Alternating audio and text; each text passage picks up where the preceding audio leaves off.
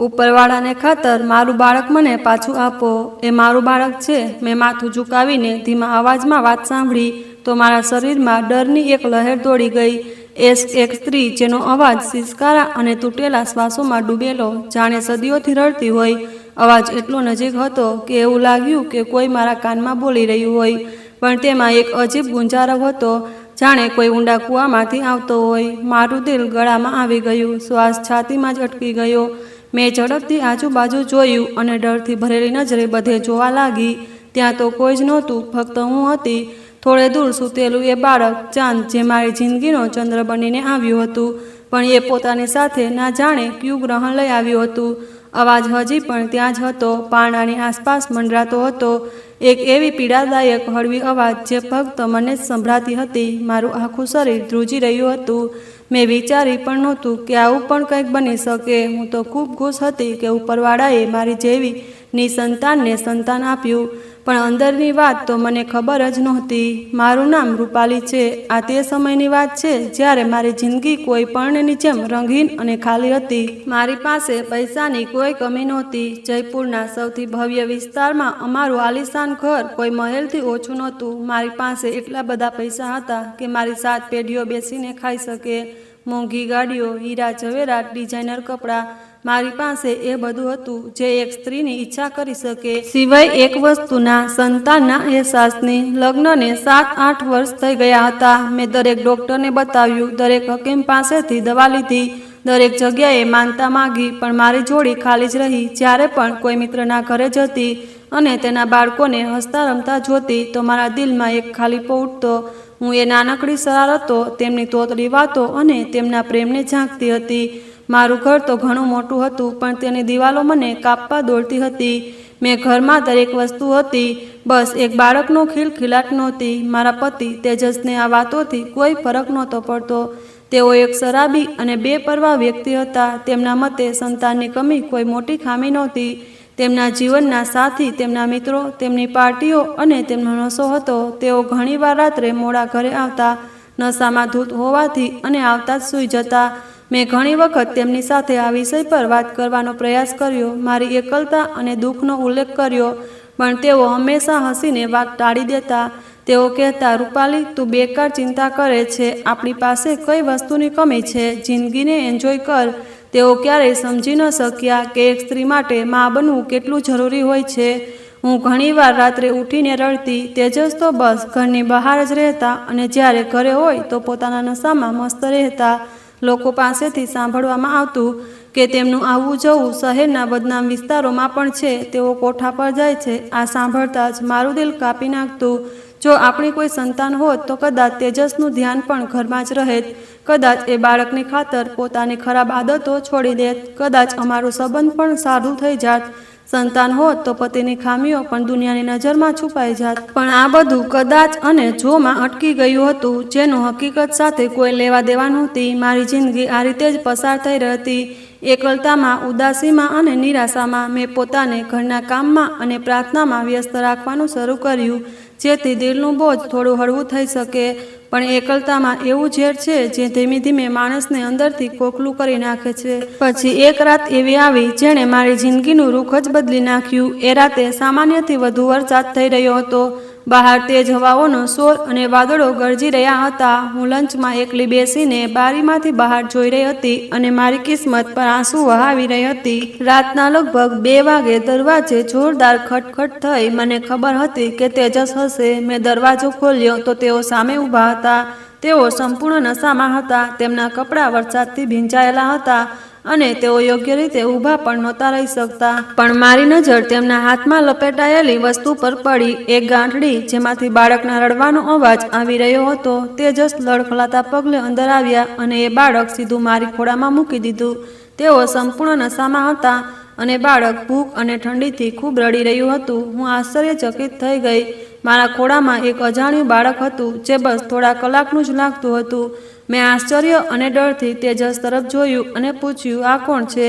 આ બાળક ક્યાંથી આવ્યું? તેજસે તેમના ભારે અવાજમાં, જે નશાના કારણે વધુ ગહન થઈ ગયો હતો, ને કહ્યું, આ મારું બાળક છે। આજથી તું એને પાળીશ। આ સાંભળતા જ મારા પગ નીચેથી જમીન ખસી ગઈ। મારું બાળક છે? આ શબ્દો મારા મગજમાં હથોડાની જેમ વાગી રહ્યા હતા. તેજસ નશામાં ધૂત સોફા પર ઢળી પડ્યા. તેઓ બેહોશ થઈ ગયા, પણ તેમના કહેલા શબ્દો મારા કાનમાં ગૂંજી રહ્યા હતા. મારા ખોળામાં એક નાનકડું બાળક હતું જે સતત રડી રહ્યું હતું. તેઓ નાનકડો ચહેરો આંસુઓથી ભીંજાયેલો હતો અને તે ભૂખના મારે નિર્બળ થઈ રહ્યું હતું. એક ક્ષણ માટે મારા મનમાં નફરતની લહેર ઉઠી. નાજાયજ સંબંધ, કોઈ કોઠીવાળીનું બાળક, આ વિચારીને ઝેરી સાપની જેમ મારા મગજમાં ફેંફાંસા લઈ રહ્યો હતો. હું આને કેવી રીતે મારું બનાવું? આ તો મારા પતિના ગુનાહનો જીવંત સબૂત હતો. આ તો મારી નિસંતાનતા અને એકલતાની મજાક ઉડાવવામાં આવ્યું હતું. મેં એ બાળકને મારાથી દૂર કરવાનું વિચાર્યું. તેણે સોફા પર મૂકવાનું વિચાર્યું, પણ જેવી મારી નજર એ નાનકડા ચહેરા પર પડી, મારું દિલ તો પીગળી ગયું. તેની નાનકડી મુઠ્ઠીઓ બંધ હતી, તેની આંખો આંસુઓથી ભરેલી હતી, પણ તેના હોઠ દૂધ માટે ધ્રુજી રહ્યા હતા. એ નિર્દોષ હતું, તેનો શું વાંક હતો? તે કયા સંજોગોમાં જન્મ્યું? તેણે તો આ દુનિયામાં આવવા માટે કોઈ અરજી નહોતી કરી. મારી અંદરની સ્ત્રી અને મમતા એકસાથે જાગી ઉઠી. દિલમાં વિચાર આવ્યો કે કદાચ ઉપરવાળાએ મારી ખોળા ભરવાનો આ એક જ રસ્તો બનાવ્યો હોય. કદાચ એક બાળકના માધ્યમથી મારી બધી પ્રાર્થનાઓ પૂરી થવાની હોય.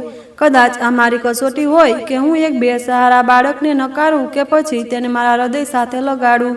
મેં તેને મજબૂતીથી મારા હૃદય સાથે લગાડી લીધું. તેનું રડવું થોડું ઓછું થયું. હું ઝડપથી રસોડામાં ગઈ અને ફીડરમાં હળવું ગરમ દૂધ બનાવ્યું. મને બાળકોને સંભાળવાનો કોઈ અનુભવ નહોતો, પણ એ વખતે મારી મમતા જાતે જ જાગી ઉઠી. મેં ડરતા ડરતા ફીડર તેના મોંએ લગાવ્યું તો એ ભૂખ્યા બાળકની જેમ એકદમ દૂધ પીવા લાગ્યું. દૂધ પીધા પછી તેને થોડી શાંતિ મળી અને તે મારા ખોળામાં જ સૂઈ ગયું. હું તેને જોતી રહી. ચાંદ જેવો સુંદર ચહેરો, જાણે ફૂલની પાંખડીઓ જેવો. મેં તેનું નામ ચાંદ રાખ્યું, મારી અંધારી જિંદગીનો ચાંદ. બીજા દિવસે સવારે તેજસ ઉઠ્યા તો તેમને રાતની કોઈ વાત યાદ નહોતી.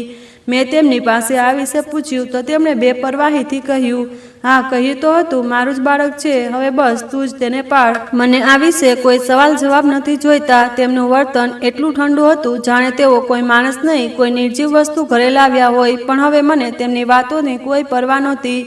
મારી પાસે મારો ચાંદ હતો. હવે મારી દુનિયા પૂરી થઈ ગઈ હતી.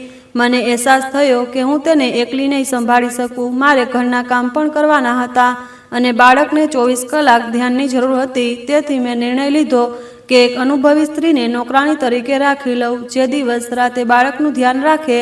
મેં એક એજન્સીનો સંપર્ક કર્યો અને બીજા જ દિવસે એક 40 વર્ષની યુવિકા નામની સ્ત્રી અમારા ઘરે આવી. તે દેખાવમાં ખૂબ સમજદાર અને અનુભવી લાગતી હતી. તેણે મને કહ્યું કે પોતે 3 બાળકોની માં છે અને બાળકોને સંભાળવાનું તેને સારી રીતે આવડે છે. તેને જોઈને મને ખાતરી થઈ ગઈ. યુવિકાએ આવતા જ બાળકને સંભાળી લીધું. તેને નવડાવ્યું, કપડાં બદલ્યા અને એટલી સારી રીતે શાંત કર્યું કે હું તો આશ્ચર્યથી જોતી રહી ગઈ. મેં બાળક માટે અલગ રૂમ આપ્યો અને ત્યાં જ તેના રહેવાની વ્યવસ્થા પણ કરી. એ દિવસે હું ખૂબ ખુશ હતી. મેં યુવિકાને બાળકની દરેક જરૂરિયાત વિશે જણાવ્યું અને કહ્યું કે તે તેનું ખૂબ ધ્યાન રાખે. એ જ રાતે મેં ચેનની નીંદ લીધી. મારી જિંદગીની બધી મુશ્કેલીઓ જાણે ખતમ થઈ ગઈ હતી. મારી પાસે મારો ચાંદ હતો અને તેનું ધ્યાન રાખવા માટે એક વિશ્વસનીય મદદગાર પણ હતો. બીજા દિવસે સવારે હું ખૂબ ખુશીથી ઉઠી. મેં વિચાર્યું કે ચાંદને જોઈ આવું. યુવિકાનો કોઈ અતો પતો નહોતો. તેનો સામાન પણ ગાયબ હતો. ટેબલ પર એક કાગળ પડ્યો હતો જેમાં તેણે ઉતાવળમાં લખ્યું હતું, હું અહીં એક દિવસ પણ કામ નથી કરી શકતી. મારી ભૂલ થઈ. ઉપરવાળો મને માફ કરે. તમારા પૈસા એજન્સી પાસેથી પાછા લઈ લેજો. આ જોઈને હું આશ્ચર્યચકિત અને પરેશાન થઈ ગઈ. આખરે એવું શું થયું હતું? રાત્રે તો બધું ઠીક હતું. તે એટલી ખુશ લાગતી હતી. પછી અચાનક એક જ રાતમાં એવું શું થયું કે તે આ રીતે નોકરી છોડીને બલકે ભાગીને ચાલી ગઈ. તેણે જવાનું કારણ પણ નહોતું લખ્યું. મેં એજન્સીનો ફોન કર્યો તો તેમણે ફક્ત એટલું જ કહ્યું કે તેમને કંઈ ખબર નથી. હું ખૂબ આશ્ચર્યચકિત થઈ ગઈ કે આખરે એવું શું થયું હતું જેનાથી તે બીજા દિવસે નોકરી છોડીને ચાલી ગઈ. મારા દિલમાં એક અજાણ્યું દર્દ બેસી ગયું. આ બધું ખૂબ અજીબ હતું. યુવિકાનું આ રીતે અચાનક ચાલ્યા જવાથી હું એક વિચિત્ર મૂંઝવણમાં ખોવાઈ ગઈ હતી. હું બસ એ જ વિચારતી રહી કે આખરે કારણ શું હોઈ શકે.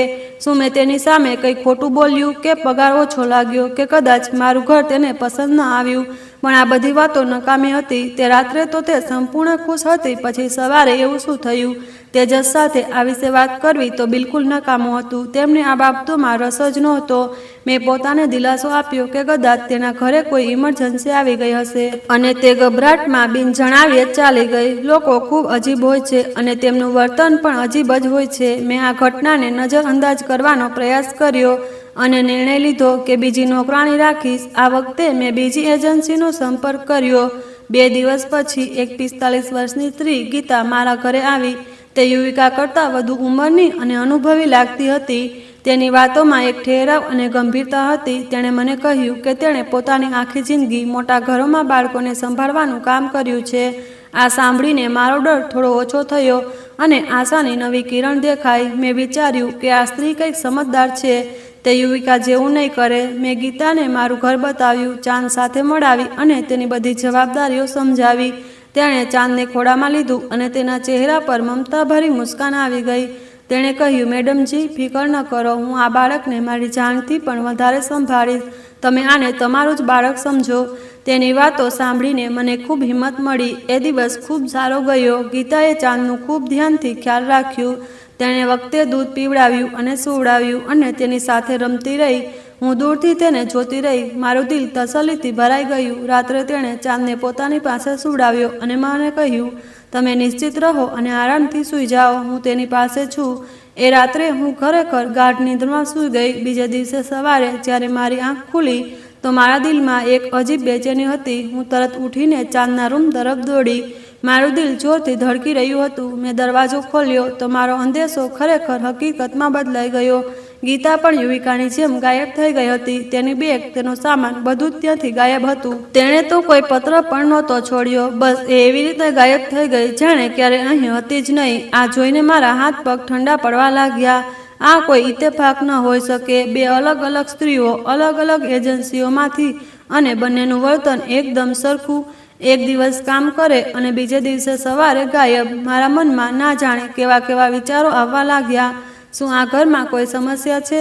શું કોઈ તેમને ડરાવે છે કે પછી આ બાળકમાં કોઈ સમસ્યા છે? આ વિચાર આવતા જ મેં પોતાને ઝટકો આપ્યો. એ બાળક તો ખૂબ માસૂમ કડી જેવું હતું. એક નાનકડું ફૂલ જેવું બાળક. એમાં ભલા શું સમસ્યા હોઈ શકે? મેં તરત જ એજન્સીને ફોન કર્યો અને તેમના પર ચડી ગઈ. મારી વાત સાંભળીને તેઓએ પણ આશ્ચર્ય વ્યક્ત કર્યું અને કહ્યું કે ગીતા તો તેમની સૌથી વિશ્વાસપાત્ર નોકરાણી હતી. તેને આજ સુધી કોઈના ઘરે આવું નહોતું કર્યું. તેમણે તેના ઘરે સંપર્ક કરવાનો પ્રયાસ કર્યો પણ તેનો ફોન બંધ હતો. હવે મારો શક વધુ ગાઢ થતો જતો હતો. આ કોઈ સામાન્ય વાત નહોતી. એક જ ઘટના 2 વખત કેવી રીતે બની શકે? તેજસને જણાવ્યું તો તેમણે હંમેશની જેમ આને ગંભીરતાથી ન લીધું. તેઓ કહેવા લાગ્યા, આ નોકરાણીઓ તો એવી જ હોય છે. એક દિવસમાં થાકી ગઈ હશે અને ભાગી ગઈ. તું કોઈ ત્રીજી નોકરાણી જોઈ લે. તેમની આ વાત પર મને ગુસ્સો આવ્યો. મેં નિર્ણય લીધો કે આ વખતે હું જાતે આ મામલાની તહે સુધી જ પહોંચીશ. આ વખતે હું આખી રાત જાગીને પહેરો આપવાની હતી કે આખરે આ ઘરમાં અને આ બાળકના રૂમમાં એવું શું થાય છે કે સવાર થતાં જ સ્ત્રીઓ ભાગી જાય. મારા દિલમાં ડર અને જિજ્ઞાસાની જંગ છેડાઈ ગઈ હતી. હવે મારો ડર જિજ્ઞાસામાં બદલાવા લાગ્યો હતો. હું જાણવા માંગતી હતી કે આખરે આ ઘરની દિવાલો પાછળ કયો રાજ છુપાયેલો છે. મેં ત્રીજી નોકરાણીની વ્યવસ્થા કરી. તેનું નામ પૂનમ હતું અને તે થોડી યુવાન હતી. મેં તેની સાથે કોઈ ખાસ વાત ન કરી. બસ તેને કામ સમજાવ્યું અને બાળકના રૂમમાં મોકલી દીધી. મારા મગજમાં એક જ યોજના હતી. હું રાત્રે જાગીશ અને જોઈશ કે આખરે શું થાય છે. એ દિવસ રૂટીન મુજબ પસાર થયો. પૂનમે બાકીના દિવસોની જેમ ચાંદનું ખૂબ સારી રીતે ધ્યાન રાખ્યું. તેના ચહેરા પર કોઈ ડર કે પરેશાનીના ચિહ્નો નહોતા. પણ રાત થઈ, બધા પોતપોતાના રૂમમાં ગયા. મેં પણ સૂવાનો ઢોંગ કર્યો અને આંખો બંધ કરી લીધી. તેજસ ઘરમાંથી ગાયબ હતા. અમારા ઘરમાં સન્નાટો છવાયેલો હતો. રાતના 12:30 વાગ્યા, પછી 2 વાગ્યા. કંઈ પણ અજીબ ન થયું. હું મારી જગ્યાએથી ઉઠી અને દબાતા પગલે ચાંદના રૂમ તરફ જઈને ઊભી રહી. દરવાજો થોડો ખુલ્લો હતો. મેં ઝીણી નજરે અંદર ઝાંક્યું તો હળવી રાતની રોશની બળતી હતી. પૂનમ બિસ્તર પર સૂતી હતી અને ચાંદ પાડામાં સુકૂનથી પડ્યો હતો. કોઈ અવાજ નહીં, કોઈ હરકત નહીં, બધું સુકૂન હતું. હું નિરાશ થવા લાગી. કદાચ મારો જ વહેમ હતો. કદાચ પહેલી 2 નોકરાણીઓ ખરેખર પોતાના અંગત કારણોસર ચાલી ગઈ હશે. હું ત્યાં અડધો કલાક ઊભી રહી પણ કંઈ ન થયું. પછી થાકીને હું પાછી મારા રૂમમાં આવી ગઈ અને ન જાણે ક્યારે મારી આંખ લાગી ગઈ. સવારે જ્યારે આંખ ખુલી તો પહેલો વિચાર મને પૂનમનો જ આવ્યો. હું દોડતી રૂમમાં ગઈ અને ત્યાં એ જ દ્રશ્ય મારી રાહ જોઈ રહ્યું હતું. પૂનમ ત્યાંથી ગાયબ હતી. તેનો સામાન પણ ગાયબ હતો. પણ આ વખતે એક ફરક હતો. તેના બિસ્તર પર ઓશિકા નીચે એક નાનકડું તાવીજ પડ્યું હતું. મેં તેને ઉપાડ્યું. એ કાળા કપડામાં લપેટાયેલું નાનું તાવીજ હતું, જેને જોઈને મારા શરીરમાં સન્નાટો દોડી ગયો. આ અહીં કેવી રીતે આવ્યું? શું પૂનમે અહીં છોડ્યું કે કોઈ બીજાએ આ મૂક્યું? આ મારા માટે અસહ્ય હતું. હવે આ મામલો ફક્ત નોકરાણીઓના ભાગી જવાનો નહોતો, બલકે તેમાં કોઈ ડરામણું અને ખોફનાક અંદેશો સામેલ થઈ ગયો હતો. મેં નિર્ણય લીધો કે હવે હું કોઈ પર ભરોસો નહીં કરું. મેં એક બીજી નોકરાણી રાખી, પણ તેનું પણ એ જ હાલ થયું. તે જ પણ એક દિવસમાં પાછી ભાગી ગઈ. આ રીતે 3-4 નોકરાણીઓ આવી અને બધાનું વર્તન એક જેવું હતું. એક દિવસ કામ કરે, રાત્રે બધું ઠીક દેખાય અને સવારે ગાયબ. હું બધાના આ વર્તનનું કારણ જાણવાની સંપૂર્ણ કોશિશ કરતી, પણ કોઈ પણ કારણ નહોતું કહેતું. કેટલીક એજન્સીવાળાને ફોન પણ નહોતી ઉપાડતી, અને જેવો ઉપાડતી તે ડરેલા અવાજમાં ફક્ત એટલું જ કહેતા, મેડમ, અમે ત્યાં કામ નથી કરી શકતા, અને ફોન બંધ કરી દેતા. મારી સમજમાં કંઈ નહોતું આવતું. આ સુંદર મહેલ હવે મને ડરામણો ભૂત બંગલા જેવો લાગવા લાગ્યો હતો. હું હંમેશા સહમેલી રહેતી, દરેક આહટથી ચોંકી જતી. ઘરમાં એકલી હોવા છતાં મને લાગતું કે કોઈ મને જોઈ રહ્યું છે. મારી આખું ધ્યાન ચાંદ પર જ હતું. હું હંમેશા તેને મારી પાસે રાખતી, તેને ધ્યાનથી જોતી, તેના શરીર પર નજર ફેરવતી કે કદાચ કોઈ અસામાન્ય નિશાની હોય, કોઈ એવી વસ્તુ જે આખા મામલાની કડી સાથે જોડાયેલી હોય. પણ તે એક તંદુરસ્ત અને સામાન્ય બાળક હતું, જેની હસી કોઈનું પણ દિલ પીગાળી શકે. તેને જોઈને કોઈ ન વિચારી શકે કે તેની સાથે કોઈ ડરામણો ભેદ જોડાયેલો છે. આખરે મેં હિંમત કરી અને જાતે બાળકને સંભાળવાનો નિર્ણય લીધો. મેં પોતાને કહ્યું કે હવે કોઈ નોકરાણી નહીં આવે, હું જાતે મારા ચાંદને સંભાળીશ. હું જોવા માંગતી હતી કે આખરે રાજ શું છે. જે કંઈ છે, હું હવે તેનો સામનો જાતે કરીશ. આ નિર્ણય લેવો સહેલો નહોતો, કારણ કે મારા અંદર ડર ફેલાઈ ગયો હતો. પણ મારા અંદરની માં હવે કોઈ પણ કિંમતે પોતાના બાળકને છોડવા કે ડરવા માટે તૈયાર નહોતી. એ રાત્રે મેં બધા દરવાજા અને બારીઓ સારી રીતે બંધ કરી દીધા. પછી ચાંદને મારા રૂમમાં સુવડાવ્યો. આજે યા તો મારો વહેમ તૂટવાનો હતો, યા પછી કોઈ ડરામણી હકીકત સાથે મારો સામનો થવાનો હતો.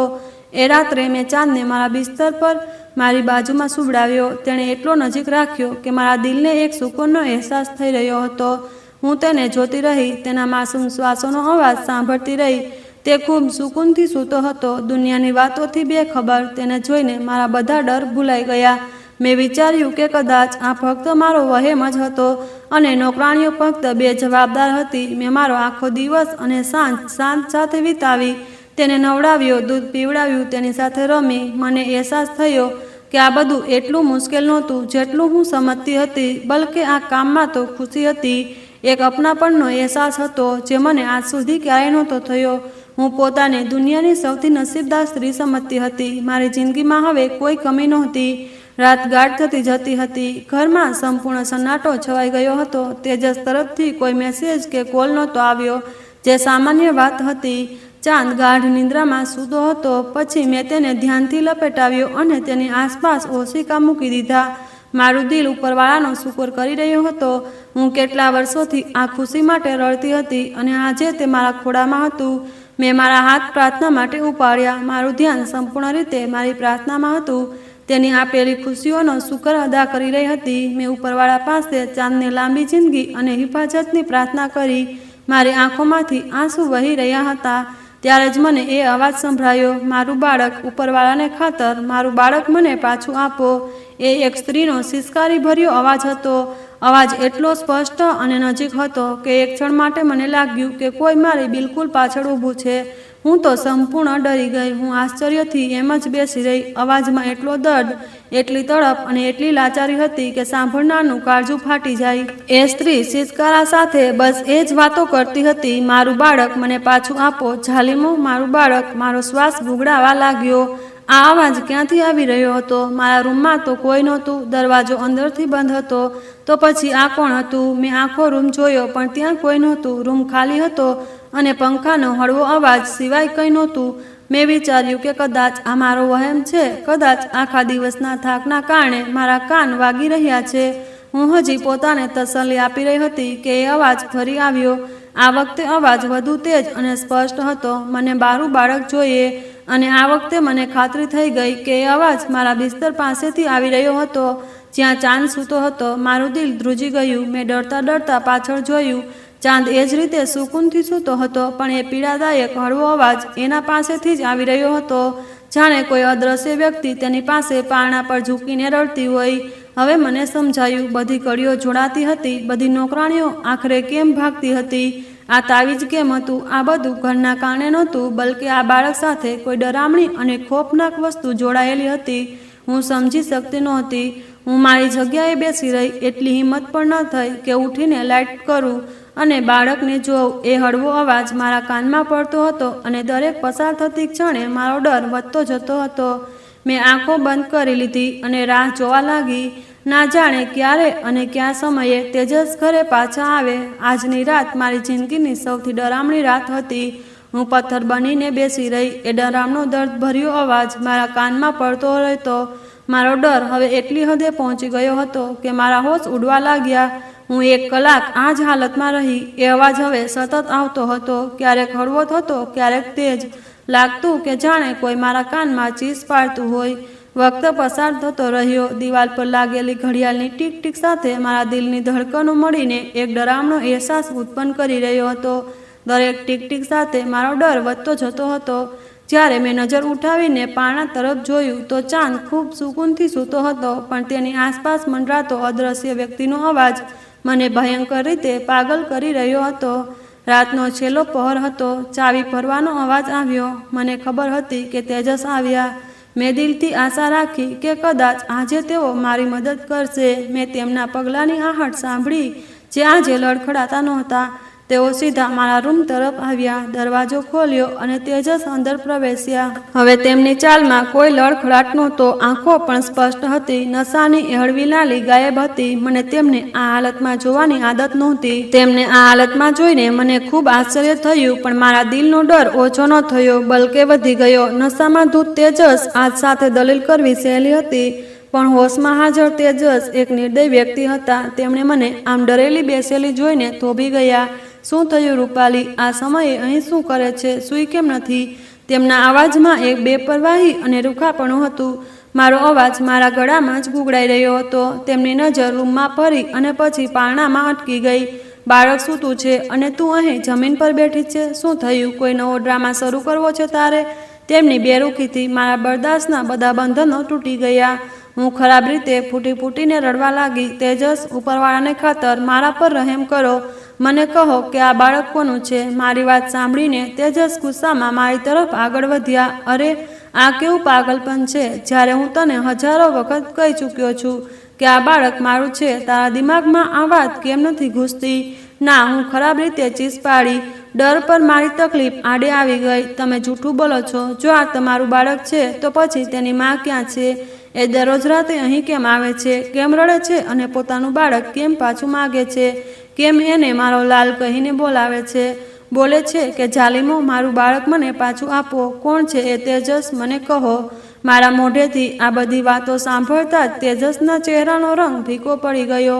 એક ક્ષણ માટે તેમની આંખોમાં એક ઝલક દેખાઈ, પણ તેમને તરત જ પોતાની જાત પર કાબૂ મેળવી લીધો અને તેની જગ્યાએ ગુસ્સેથી લઈ લીધી. આ શું બકવાસ કરે છે તું? લાગે છે તારું દિમાગ ખરાબ થઈ ગયું છે. એકલતામાં તને પાગલ કરી દીધી. અહીં તો કોઈ આવતું જ નથી. આ બધું ફક્ત તારી કલ્પના છે. ના, આ કોઈ કલ્પના નથી. મેં કહ્યું, મેં તો જાતે સાંભળ્યું છે. હમણાં થોડી વાર પહેલા એ અહીં જ હતી, ખરાબ રીતે રડતી હતી અને પોતાનું બાળક માગતી હતી. તેજસ, ઉપરવાળાને વાસ્તે જે સ્ત્રીનું આ બાળક છે તેને પાછું આપી દો. એ ખરાબ રીતે તડપી રહી છે. એની આહો આપણા ઘરને બરબાદ કરી દેશે. હું તેમની સામે રડવા લાગી. હું તો તેમના પગ પણ પકડવા તૈયાર હતી, પણ તેમના પર કોઈ અસર ન થઈ. તેઓ કોઈ પણ સુરતે બાળકને કોઈને આપવા તૈયાર નહોતા. બસ, બહુ થયું. તેઓ ચીસો પાડવા લાગ્યા. તું આ બાળકને પોતાનું કેમ નથી સ્વીકારતી? તને તો ઓલાદ જોઈતી હતી ને? મેં લઈને આપી દીધી. તો હવે શું સમસ્યા છે? મને ગુનાહનો સબૂત નથી જોઈતો, ઓલાદ જોઈતી હતી. મેં પણ ચીસ પાડીને જવાબ આપ્યો. મારે એ સ્ત્રીને મળવું છે અને મારે સત્ય જાણવું છે. આ સાંભળતા જ તેમની અંદરનું જાનવર જાગી ગયું. તેઓ મારી તરફ આગળ વધ્યા અને મારો હાથ પકડીને મને ઊભી કરી. તારી હિંમત કેવી રીતે થઈ મારી સાથે આ લહેજમાં વાત કરવાની?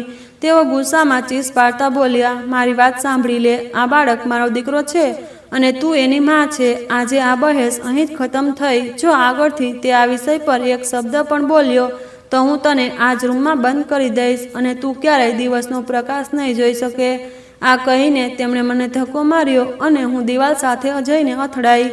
મારા માથામાં ખૂબ તેજ દર્દની લહેર ઉઠી. હું સાંભળું તે પહેલાં તેમણે મારા મોઢા પર એક જોરદાર થપ્પડ મારી. હું લડખડાઈને પડી ગઈ. મારી આંખો સામે અંધારું છવાઈ ગયું. આજ પછી તારી જીભને કાબૂમાં રાખજે, તેઓ નફરતથી મને જોતા બોલ્યા. આ બાળક અહીં જ રહેશે અને તું તેની માં બનીને રહીશ, સમજી? એમ કહીને તેમને મને જમીન પર પડેલી છોડીને રૂમની બહાર નીકળી ગયા. મારું દિલ એ સ્ત્રીની સિસકીઓથી ધ્રુજી ઉઠ્યું હતું અને હવે મારા પતિના જુલમથી પણ હું ઘણીવાર જમીન પર પડીને રડતી રહી. મારું શરીર દર્દથી તૂટી રહ્યું હતું, પણ એ રાત્રે મને ખાતરી થઈ ગઈ કે હવે આ ઘરમાં એકલી રહેવું મારા માટે શક્ય નથી. આ ઘર એક જેલખાનું હતું અને તેજસ તેના જાલિમ જેલર હતા. મારે અહીંથી નીકળવું પડશે, ફક્ત મારી જાન બચાવવા માટે જ નહીં, બલકે એ માસૂમ બાળક અને તડપતી મા માટે પણ. મારું દર્દ હવે અડગ નિર્ણયમાં બદલાઈ ગયું. હું એ રાતના પડદાને ઉઘાડીશ, ભલે તેના માટે મારે ગમે તે કિંમત ચૂકવવી પડે. બીજે દિવસે સવારે જ્યારે મારી આંખ ખુલી તો મારો ચહેરો લાલ થઈ ગયો હતો અને ગાલ પર થપ્પડનું નિશાન હજી પણ હતું. શરીરનો દરેક ભાગ દર્દ કરતો હતો, પણ મારા અંદર એક અજીબ લાચારી છવાઈ ગઈ હતી. રાતની ઘટનાએ મારા અંદરનો દરેક ડર અને ખચકાટ નીકળી ગયો હતો. હું સારી રીતે જાણતી હતી કે મારે શું કરવું છે. મેં ઘડિયાળ જોઈ. સવારના 8 વાગ્યા હતા. મેં તેજસની ગાડી જવાનો અવાજ સાંભળ્યો તો મને અહેસાસ થયો કે તેઓ ઓફિસ ગયા હશે. હું હિંમત કરીને ઉઠી અને સૌથી પહેલાં ચાંદને તૈયાર કર્યો. તેને એક બેગ તૈયાર કરી જેમાં તેના કપડાં, ફીડર અને જરૂરી વસ્તુઓ રાખી. પછી મેં મારું પર્સ લીધું જેમાં મારા ઝવેરાત, પૈસા, પાસપોર્ટ અને ઘરમાં જે કંઈ નકદ હતું તે બધું રાખી લીધું. હું આ ઘરને હંમેશ માટે છોડીને જઈ રહી હતી. દરેક પગલે મારું દિલ ખરાબ રીતે ધ્રુજતું હતું. મને ડર હતો કે ક્યાંક તેજસ પાછા ન આવી જાય. મેં આખરી વખત આ ઘર પર નજર નાખી જે ક્યારેક મારા સપનાનો મહેલ હતું, પણ હવે એક તકલીફદાયક કેદખાનું બની ગયું હતું. બાળકને છાતી સાથે ચાંપીને હું દબાતા પગલે ઘરમાંથી બહાર નીકળી અને એક રિક્ષા લઈને સીધી એક જ દિશામાં ચાલવા લાગી, વિયાનની ઓફિસ. વિયાન મારા પતિ તેજસનો સૌથી નજીકનો મિત્ર હતો. વિયાનની ઓફિસ શહેરની સફળ બિઝનેસની ઊંચી ઇમારતમાં હતી. જ્યારે હું ત્યાં પહોંચી તો ગેટ પર બેઠેલી છોકરી મને આ હાલતમાં જોઈને આશ્ચર્યચકિત થઈ ગઈ. મારા વાળ વિખરાયેલા હતા અને ચહેરા પર ઘાના નિશાન સ્પષ્ટ દેખાતો હતો. મેં તેના આશ્ચર્યને અવગણી મજબૂત અવાજમાં કહ્યું, મારે વિયાન સાહેબને મળવું છે. તેમણે કહો કે મિસિસ તેજસ આવ્યા છે. થોડી જ વારમાં વિયાન પોતે બહાર આવ્યો અને મને મારી હાલત જોઈને તેને અજીબ લાગ્યું. તે મને લગભગ દોડતો દોડતો પોતાની ઓફિસની અંદર લઈ ગયો અને દરવાજો બંધ કરી દીધો. રૂપાલી ભાભી, આ તમારા ચહેરા પર શું થયું? બધું ઠીક તો છે ને? શું તેજસે કંઈ કર્યું છે? તેના અવાજમાં ગુસ્સો અને ફિકર બંને હતા. હું તેની સામે ખુરશી પર બેસીને ફૂટીને રડવા લાગી. મારા સબરના બધા બાંધ તૂટી ગયા હતા. મેં તેને શરૂઆતથી લઈને અંત સુધીની બધી વાત કહી દીધી. તેજસનું બાળક લઈ આવવું, નોકરાણીઓનું ડરામણી રીતે ભાગી જવું, બેડ પર તાવીજ મળવું, પછી એ રાત તેજસનો જુલમ અને તેની ધમકીઓ. વિયાન મારી વાતો ધ્યાનથી સાંભળી રહ્યો હતો અને તેનો ચહેરો મારી વાતોની સાથે બદલાતો રહ્યો. ક્યારેક ગુસ્સો, ક્યારેક અફસોસ, ક્યારેક પોતાના મિત્રની હરકતો પર ખૂબ શર્મિંદગી. જ્યારે મેં મારી વાત પૂરી કરી તો રૂમમાં ગાઢ ખામોશી છવાઈ ગઈ હતી. વિયાને ગહેરો શ્વાસ લીધો, ઉઠીને રૂમમાં ટહેલવા લાગ્યો. તે ખૂબ ઘસમાં હતો. વિયાનભાઈ, તેજસ તમારો મિત્ર છે. તમે ચોક્કસ જાણતા હશો કે આ બાળક કોનું છે. ઉપરવાળાને ખાતર મને સત્ય કહો, હું આ બાળકની માની તડપ હવે નથી સાંભળી શકતી. જો તમે મારી મદદ ન કરી તો હું પાગલ થઈ જઈશ. તે મારી ખુરશીની સામે આવીને ઊભો રહ્યો. તેની આંખોમાં એક નિર્ણય હતો. રૂપાલી ભાભી, તમે જે કહો છો એ બધું સાચું છે. તેજસે તમારી સાથે ખૂબ મોટો દગો કર્યો છે. તેમણે ટેબલના ડ્રોઅરમાંથી પાણીની બોટલ કાઢી અને મને આપી. પછી બોલવા લાગ્યા, હવે હું તમને કહેવા જાઉં છું એ સાંભળીને તમને ખૂબ આઘાત લાગશે. તેજસે તમને જૂઠું બોલ્યું. આ બાળક કોઈ કોઠેવાળીનું નથી, બલકે એક ખૂબ ભલી અને શરીફ સ્ત્રીનું છે. આ સાંભળીને મારા પગ નીચેથી જમીન ખસી ગઈ. તમારો શું મતલબ? તેજસ જુગાર અને શરાબની લતમાં ખરાબ રીતે ફસાયો હતો. આ બાળકની માનો પતિ પણ એક જુગારી છે. એ તેજસ સાથે જ જુગાર રમે છે. થોડા અઠવાડિયા પહેલાં તેણે જુગારમાં તેજસ પાસેથી ખૂબ મોટી રકમ હારી હતી. જ્યારે તેની પાસે આપવા માટે કંઈ બચ્યું નહીં તો તેણે પોતાના દીકરાને દાવ પર લગાવી દીધો. આ સાંભળીને મારા કાનમાં જાણે કોઈએ પીગળેલું શીશું રેડી દીધું હોય. હું યકીન નહોતી કરી શકતી કે કોઈ બાપ પોતાના બાળક સાથે આવું પણ કરી શકે. વિયાને વાત આગળ ચાલુ રાખી. હું પણ એ રાત્રે ત્યાં હાજર હતો. મેં તેજસને ખૂબ રોક્યો, સમજાવ્યું કે આ તો ગુનો છે, પણ તેણે નશા સાથે જીતના ગરુરમાં કંઈ ન જોયું. તેણે એ વ્યક્તિ પાસેથી સ્ટેમ્પ પેપર પર સહી કરાવી લીધી અને બાળકને ઉપાડીને લઈ આવ્યો. તેણે તમને જૂઠું બોલ્યું કે તેની મા મરી ગઈ છે. તેની મા જીવે છે ભાભી, અને પોતાના બાળક માટે તડપી રહી છે. એ સ્ત્રી ક્યાં છે? મેં ધ્રુજતા અવાજમાં પૂછ્યું. તે બોલ્યો, એ આ શહેરમાં રહે છે. જો તમે કહો તો હું તમને તેની પાસે લઈ જઈશ. વિયાને કહ્યું, એ દિવસે તેજસને ન રોકીને મેં ગુનો કર્યો હતો. કદાચ આજે તેને સુધારી શકું. તે તરત તૈયાર થઈ ગયો. વિયાને મને પોતાની ગાડીમાં બેસાડીને એ સ્ત્રીના ઘર તરફ રવાના થયા. અમે શહેરના આલિશાન વિસ્તારમાંથી નીકળીને એક ઓછી વસ્તીવાળા વિસ્તારમાં પહોંચ્યા. ગલીઓ સાંકડી અને મકાનો નાના હતા. આખરે વિયાને એક નાના સ્વચ્છ ઘરની સામે ગાડી રોકી અને કહ્યું, ભાભી, એ સ્ત્રી અહીં જ રહે છે. આ સાંભળીને મારું દિલ જોરથી ધડકવા લાગ્યું. મેં મારી ખોળામાં સૂતેલા ચાંદને જોયું, તેના માસૂમ ચહેરાને ચૂમ્યો અને ગાડીમાંથી ઉતરીને એ ઘરના દરવાજા તરફ પગલાં ભર્યા. આજે સત્યનો સામનો થવાનો હતો. મેં ધ્રુજતા હાથે એ નાના ઘરના દરવાજે ટકોર કરી. થોડીક ક્ષણોની ખામોશી પછી દરવાજો ખુલ્યો અને સામે એક સ્ત્રી ઊભી હતી, જેની ઉંમર લગભગ મારી જેટલી જ હતી. તેનો ચહેરો આંસુઓથી ભીંજાયેલો હતો. આંખો રડી રડીને સોજી ગઈ હતી, પણ તેના ચહેરા પર એક અજીબ ધીરજ અને હિંમત હતી. તેણે ફાટેલી નજરે મને જોઈ, મને મારા મોંઘા કપડાં, મારી હાલત, અને પછી તેની નજર મારા ખોળામાં રહેલા બાળક પર પડી. જેવી તેની નજર બાળક પર પડી, તેના શ્વાસ જાણે અટકી ગયા. તેના મોઢામાંથી એક બે અવાજ નીકળ્યો અને તેની આંખોમાંથી આંસુ વહેવા લાગ્યા. તે કંઈ બોલી શકી નહીં, બસ પોતાના બાળકને જોતી રહી, જેને તે કદાચ સ્પષ્ટ રીતે જોઈ શકી નહોતી. તેની આંખોમાં એક નજર જમાં પ્રાર્થના, થોડીક ક્ષણોમાં ખુશી અને પછી જુદાઈ આખી દાસ્તાન દેખાતી હતી. તેની નજરમાં એટલો દર્દ હતો કે મારું દિલ પણ તડપી ઉઠ્યું. હું સમજી ગઈ કે રાત્રે સિસકીઓનો અવાજ આપનારો દર્દભર્યો ચહેરો આ જ હતો. હું અંદર આવી શકું? મેં જેટલી નરમાશથી શક્ય હતું તેટલી નરમાઈથી પૂછ્યું. તેણે ગુગડાતા અવાજે મને રસ્તો આપ્યો. અમે અંદર દાખલ થયા. ઘર નાનું હતું પણ ખૂબ સ્વચ્છ અને દરેક વસ્તુ વ્યવસ્થિત ગોઠવાયેલી હતી.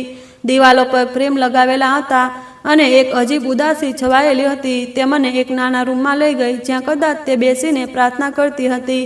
અમે બંને સામે સામે બેઠા. તેની ખામોશી ખૂબ ગાઢ હતી. મેં તેને તોડી. મેં તે સ્ત્રીને મારું નામ કહ્યું અને પછી શરૂઆતથી લઈને અંત સુધી આખી વાત કહી દીધી. મેં તેને જણાવ્યું કે તેજસ કેવી રીતે બાળક લઈ આવ્યો, તેની ડરામણી સિસકીઓના અવાજો વિશે જે હું દરરોજ સાંભળતી હતી. એ અવાજ કહેતો હતો, મારો લાલ, મને પાછો આપો. આ સાંભળતા જ એ સ્ત્રી, જેનું નામ મેઘના હતું, ખરાબ રીતે તડપીને રડવા લાગી. એ જમીન પર બેસી ગઈ અને પોતાના વાળ નોચવા લાગી. હા, એ હું જ હતી, તે રડતા બોલી. એ મારી જ આહો, મારી સિસકીઓ હતી જે તારા કાન સુધી પહોંચી. હું દરરોજ રાત્રે ઉપરવાળા પાસે પ્રાર્થના કરતી હતી, રડતી હતી, ચીસો પાડતી હતી અને મારા બાળકને યાદ કરતી હતી. મેં ભગવાનને કહ્યું કે મારા બાળકને મને પાછું આપો, નહીં તો મારો અવાજ એ જાલિમ સુધી પહોંચાડો જેને મારું બાળક છીનવ્યું. મને ખબર નહોતી કે મારી પ્રાર્થનાઓ કોઈ બીજી સ્ત્રીનું સુકૂન બરબાદ કરશે.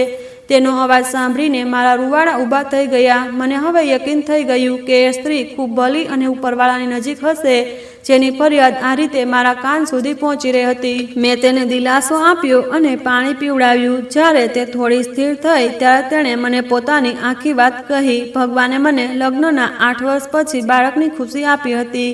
આ 8 વર્ષોમાં મેં ઘણા લોકોના તાણા સાંભળ્યા, સગા સંબંધીઓની વાતો સહન કરી, પણ હું ક્યારેય ઉપરવાળાથી નિરાશ ન થઈ. મારા પતિ એક સારા માણસ હતા, પણ તેમના મિત્રોએ તેમને જુગારની લતે લગાવી દીધા. ધીમે ધીમે તે બધું હારતા ગયા. જ્યારે હું ગર્ભવતી હતી ત્યારે પણ તે રાત્રે ઘરેથી ગાયબ રહેતા. તેનો અવાજ રડવા જેવો થઈ ગયો હતો. જે રાત્રે મારો દીકરો જન્મ્યો, મેં મારી જિંદગીનો સૌથી ખુશીનો દિવસ હતો. મેં તેમનું નામ વીર રાખ્યું હતું, પણ મારા પતિ ખુશ થવાને બદલે એ બાળકને પોતાની નાકામી ગણવા લાગ્યા. એ જ રાત્રે તે હોસ્પિટલથી સીધો તેજસ સાથે જુગાર રમવા ગયો. ત્યાં તેણે બધું હારી દીધું અને આખરે જ્યારે આપવા માટે કંઈ બચ્યું નહીં તો એ માણસે મારા બાળકને, મારા વીરને દાવ પર લગાવી દીધો. આટલું કહેતા જ તે ખૂબ ખરાબ રીતે રડવા લાગી.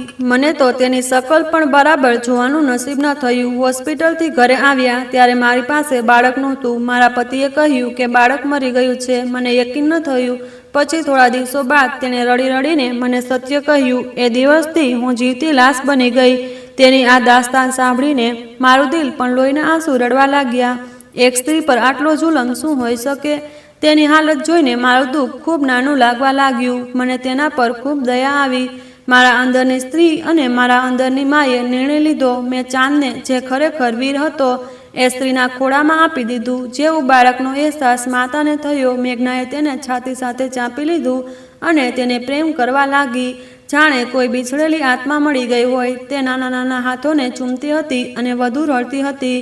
એ દ્રશ્ય એટલું ભાવુક હતું કે મારી આંખોમાંથી આંસુ વહેવા લાગ્યા અને ગાડીમાં રાહ જોતા વિયાનની આંખોમાં પણ આંસુ આવી ગયા.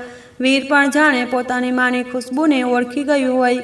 તે તેની ખોળામાં સુકૂનથી લેટી ગયું. આને તારી પાસે રાખ, આ તારી અમાનત છે, મેં કહ્યું. પણ તેને રડતા પૂછ્યું, પણ તમારો પતિ? એ મને નહીં છોડે. મેં કહ્યું, તેની ફિકર તું ન કર, હું તેને સંભાળી લઈશ. મેં નરમ લહેકામાં કહ્યું, તું બસ તારા દીકરા સાથે રહે, મારા માટે પ્રાર્થના કર. આજે મેં એક માને તેના દીકરા સાથે મળાવીને તેને ખૂબ મોટી ખુશી આપી હતી અને મારું દિલ એક અજાણ્યા સુકૂનથી ભરાઈ ગયું હતું. મારો ખોળો ખાલી થઈ ગયો હતો, પણ મારી આત્મા હવે સુકૂનમાં હતી.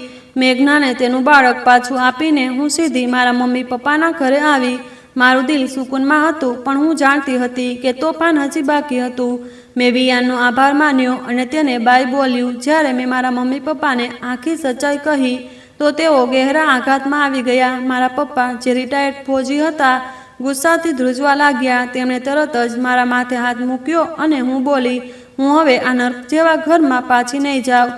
રાત્રે અમે બધાએ મળીને યોજના બનાવી. અમે જાણતા હતા કે તેજસ અને બાળકને શોધતો શોધતો અહીં જરૂર આવશે. મારા પપ્પાએ કહ્યું, આપણે તેને સત્ય નહીં કહું કે એક દરિંદો છે. જો તેને ખબર પડી કે તે બાળક પાછું આપી દીધું છે તો મેઘના અને તેના બાળકને નુકસાન પહોંચાડશે. તારે એક વાર્તા બનાવવી પડશે. અમે બધાએ મળીને એક જૂઠું તૈયાર કર્યું. એવું જૂઠું જે તેજસના ગુસ્સાને મારી જગ્યાએ સીધું મેઘનાના પતિ તરફ વાળી દે. પણ મેઘના અને વીરની સુરક્ષા માટે આ જરૂરી હતું. બીજે દિવસે બપોરે મારા ફોન પર તેજસનો કોલ આવ્યો. તેના અવાજમાં ગુસ્સો અને પરેશાની સ્પષ્ટ હતી. રૂપાલી, તું ક્યાં છે અને બાળક ક્યાં છે? હું ઘરે આવ્યો હતો તો તમે બંને ગાયબ હતા. મેં ગહેરો શ્વાસ લીધો અને જૂઠું બોલ્યું. રાતભર મારી તબિયત ખરાબ હતી. મેં મારા અવાજમાં બનાવટી ડર અને ગભરાટ ઉમેર્યો. હું મમ્મીના ઘરે છું. તેજસ ખૂબ ખરાબ થઈ ગયું. મને ખબર નથી શું થયું. ગઈ રાતે જ્યારે તું ગયો ત્યારે કેટલાક લોકો આપણા ઘરે આવ્યા હતા. એ ગુંડા જેવા લાગતા હતા. એ કહેતા હતા કે આ તેમનું બાળક છે અને તેને જુગારમાં જીત્યું. તેમણે તેને મારી પાસેથી જબરદસ્તી છીનવી લીધું. રડતા રડતા હું આગળ બોલી. એ કહેતા હતા કે જેનું બાળક છે તેણે જ અમને મોકલ્યા છે. એ પોતાની બેઇજ્જતીનો બદલો લેવા માંગે છે. હું ખૂબ ડરી ગઈ હતી. એટલે સવાર થતાં જ હું અહીં આવી ગઈ. ફોન પર થોડી ખામોશી છવાઈ ગઈ. મને તેજસના તેજ શ્વાસનો અવાજ સંભળાતો હતો. પછી તેના ગુસ્સાથી ભરેલી ગર્જના સંભળાઈ. તેની આટલી હિંમત કેવી રીતે થઈ? મને દગિયો આપ્યો, પહેલાં પોતાનું બાળક હાર્યું અને હવે ગુંડા મોકલીને પાછો લઈ ગયો. હું તેને જીવતો નહીં છોડું. હું કંઈ બોલું તે પહેલાં તેણે ફોન કાપી નાખ્યો. મારું દિલ ખૂબ ધડકી રહ્યું હતું. તીર નિશાને લાગ્યું હતું. હું જાણતી હતી કે એ સીધો એ માણસ પાસે જશે.